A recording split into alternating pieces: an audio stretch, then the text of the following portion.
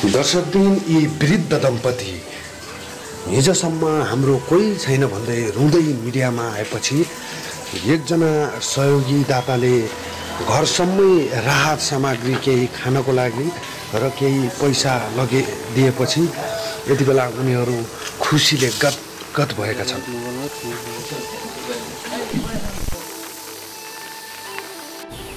चिन्ता बहुत छ, के गरौँ चिन्ता गरिन। कोहीले भने हजुरले गरिनु भएको छ, सहयोग गर्नु भएको छ, धन्यवाद छ। मेरो तर्फबाट धेरै धेरै धन्यवाद हजुरले दिएको छ। त्यो छोरीहरूले पनि अब एउटा घर सम्पत्ति बेचिदिएर तपाईँको यसरी एउटा छोरीले त्यही पनि अंश मागेर अब दैवी छैनन्, अंश मागेर मैले त्यो पनि दिएको छैन। त्यही तर गाउँका अध्यक्षले के भन्यो भने छोरी एउटा हो, एउटा छोरीले दिनुपर्छ भनेर त्यहाँबाट कर्मकाण्डीले भेट गरेको बाबु। अब उनको यहाँको त सिन्जेरी पुग्नु गएको, मेरो ज्वरो मरेको।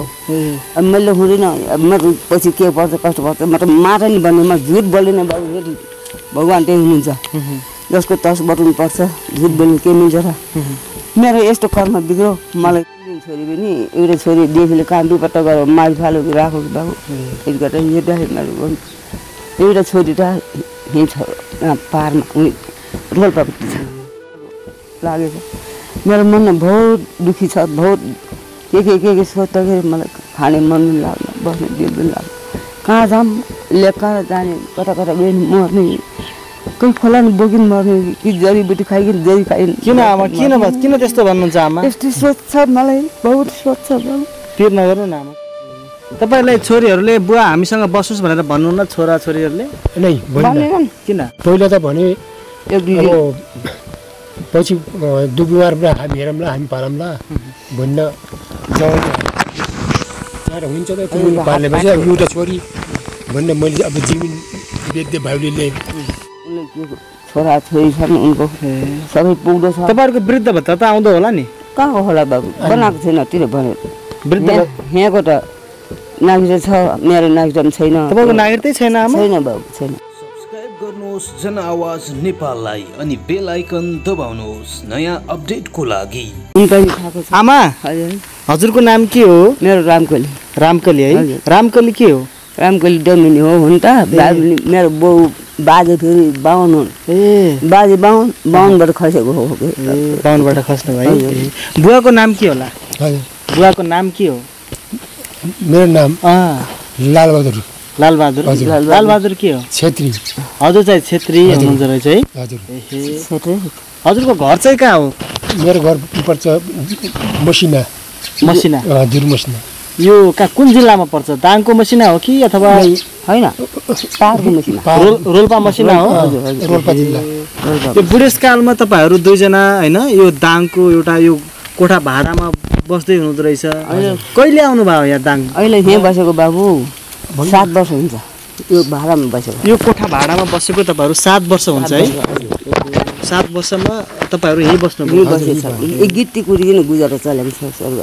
गिट्टी कुद्नुहुन्छ आमाले? गिट्टी कुद्नु अब के गर्ने, गिट्टी अहिले कुदेको छैन बाबु। अहिले त त्यस्तो छ, गिट्टी पनि पुगेको छैन, मैले कुद्नु छोडेको छु।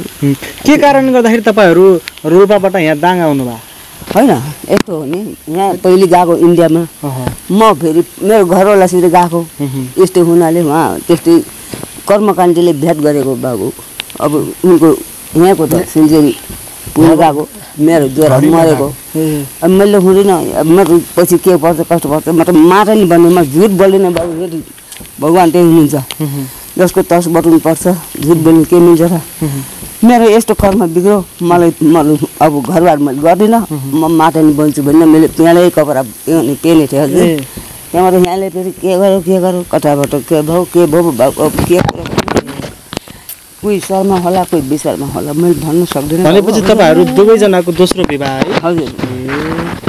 अनि मसिनाबाट यहाँ दाङ किन झर्नु भयो? हामी इन्डियाबाट आइकन यहीँ बसेको, जान्छ जाने पाहाडमा गयौँ बाबु।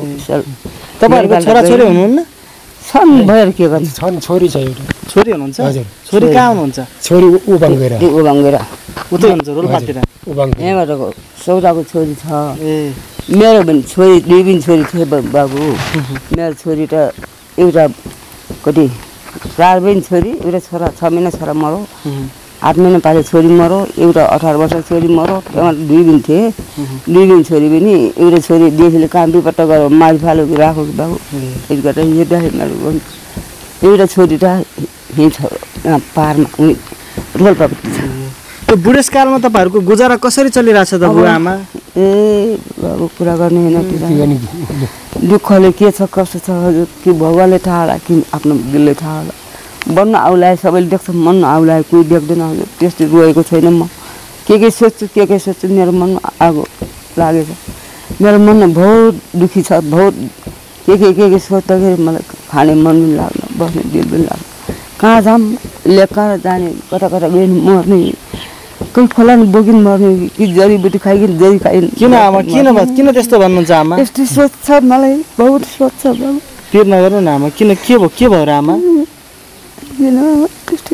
नरु न आमा भन्नुस् त तपाईलाई परेको समस्या सबै समस्या भन्नुस् त आमा मैले भनिसके बाबु मैले भनिसके अब यहाँ चाहिँ अरु के भनौँ गुरुबिनतिर मेरो समस्या त कस्तो छ हजुर तपाईहरुको उता घर छैन र बुवा घर त छैन बुवा घर बेचिकन भाइहरूले खाछन् घर त थो तर भाइहरूले लगे कसले लग्यो तपाईको आफ्नो घर पनि कसले लग्यो घर ओजारिकिन भाइहरूले बनाएको मुगामा ल्याएको भर्ती बन्नु हो यहाँको हिस्सा हो भर्ती बन्नु पर्यो बाबु उनको पर्यो फेरि उहाँ आटे 3 भाइको हिस्सामा उनको भर्ती बन्नु भयो और त्यो फेरि उहाँको वर्तमानको बेचिकन त्यो भाइ बगाले खाछन् तपाईहरुको सबै बेच्दे हजुर किन बेच्दे त तपाईहरुको घर जमिन बेच्ने त यहाँ गएको बेन त मैले बेचे तपाईले बेच्नु भयो मैले बेचे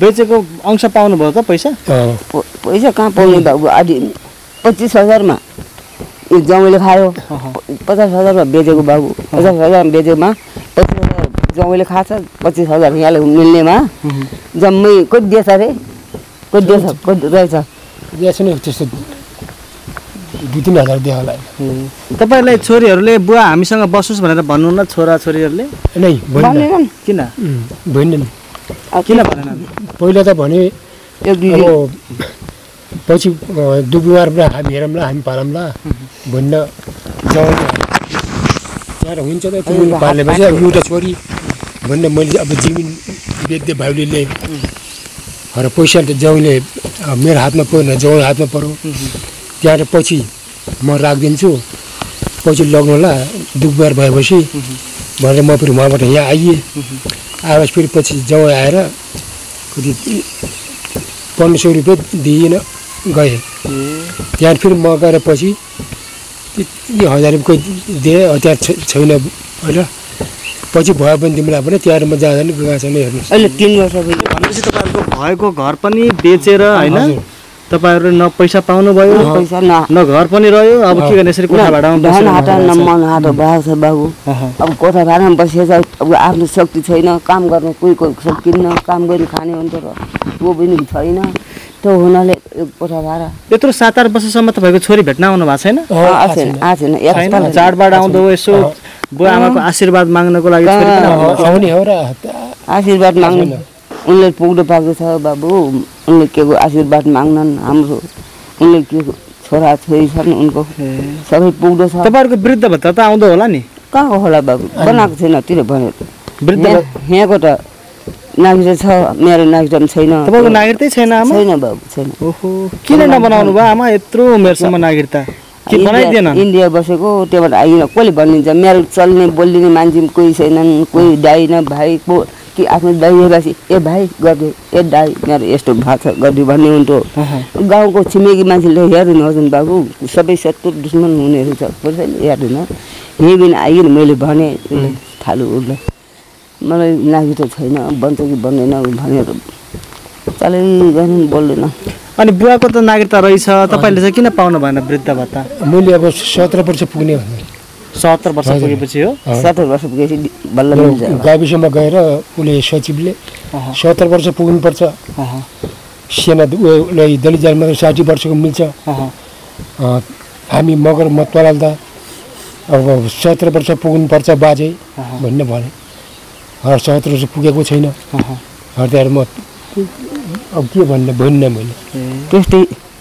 छ बाबु दुःख काट्ने भने तपाईँको हाम्रो त सबै आमाले गिट्टी पनि कुट्नुहुन्छ पुच्छु बाबु पुच्छु गिट्टी कुटेर गुजारा चलाउनुहुन्छ हजुर ओहो गिट्टी कुटेर त कति पैसा आउँछ र अब त सक्दिनँ बाबु 2-3 हजार रुपियाँ आउँछ महिनामा 2-3 हजार एक गाडीको 3,000 एक ट्र्याक्टरको लगभग हजुर हजुर एक ट्र्याक्टरको ठुलो ट्र्याक्टरको लक्ष्य भयो एक गाडीको अहिले त्यो पैसाले पुग्छ त हजुरहरूलाई भाडा तिर्नु पर्यो घर भाडा कोठा भाडा कति रुपियाँ तिर्नुहुन्छ 500 रुपियाँ 2-3 महिना हिँड्छ कहिले 4 महिना भयो भने 2,000 पुगिजान्छ बाबु कहिले 1,500 दिनुपर्छ कहिले 1,000 रुपियाँ दिनुपर्छ त्यस्तै भएको छ हामीलाई विभिन्न यत्रो वर्ष नि त गिट्टी कुरिन घर भाडामा तिर्रो कहिलेकाहीँ त अब बिरामी हुँदाखेरि त गाह्रो पर्छ होला त हजुरहरूलाई गाह्रो नपरि त बाबु गाह्रो त 2 महिना 3 महिना लाग्छ के गर्नु भयो पुरा एक गिट्टी कुट्न एक गाडी बनाउन ओहो एक ट्र्याक्टर गिट्टी कुट्नको लागि 2-3 महिना लाग्छ र त्यसबाट पनि तपाईहरुले जम्मा 2-3 हजार मात्रै पाउनुहुन्छ 3,000 मिल्छ त्यसैले तपाईहरुले गुजारा चलाइरहनु भएको छ पुग्दैन निकै कष्टकर रहेछ है पहिले इन्डियाबाट आउनुसका त अलि तागत परान्थ्यो बाबु काम गरिन्थ्यो यताउता काम गरिन गुजारा चलाएको त्यहाँदेखि त पछि त अहिले मलाई 1 वर्ष भयो बाबु यो बिमार छ के बिरामी हुनुहुन्छ आमा मेरो यो दुब्ली छ यो टौका खस्नु पर्ने यो मुटु दुख्ने कहिले गेस्टी छ बाबु मेरो गेस्टी पनि छ यो अब त काम गर्न पनि गाह्रो हुन्छ होला हजुरहरूलाई सकिन्न के कुरा गर्ने बाबु यिनी सबै कम यो कन्न ठाडो गर्न सक्दैन यो खुट्टा उस्तै हर्न दिन्न यहाँ आफ्नो पैताला उस्तै यिनी पैताला आउले खान्छ यस्तो सहयोग गरिदिनु भएको छ र ठिक छ बुवा म त आज पहिलो पटक तपाईहरुलाई भेट्न आए हाम्रो सहकर्मी साथीले तपाईहरुको भिडियो राख्नु भएको थियो खाने हड्ता त छैन एउटा मुस्किल पर्नु त हामीलाई यति पैसा दिन्थ्यो न छोराले दिने पैसा चल्लीबेली गर्नलाई यताउता गर्नलाई मासु खाइस लाग्छ कहिले के खाम मानिस लाग्छ त पुग्दैन बाबु एउटा रासन पानी हुन्छ आमा बुवा अब म फेरि अर्को पटक आउँदाखेरि तपाईहरुलाई केही सहयोग रकम केही खाद्यान्नका सामानहरु लिएर आउने छु अहिले तपाईहरुलाई यसो मैले भेटघाट गर्नको लागि के रहेछ त बुवा आमाको अवस्था भनेर बुझ्नको लागि आएको हैन निकै अप्ठ्यारोका साथ तपाईहरुले आफ्नो जीवन बिताइरहनु भएको रहेछ हैन अप्ठ्यारो छ आमा तपाईको अलिकति मनका व्यथाहरु पोख्नुस् न मेरो मनको त दुःख के छ बाबु यहाँ कम्मरमा डग्दी छ मुटुमा डग्दी छ के भयो यहाँ कम पिठेमा यता एक खुट्टा हर्न सक्दैन बाबु यिनी हजुर के भनौँ हजुरलाई यिनी कम्मर देख्नु उडेली मेरो बहुत डग्दी छ आमालाई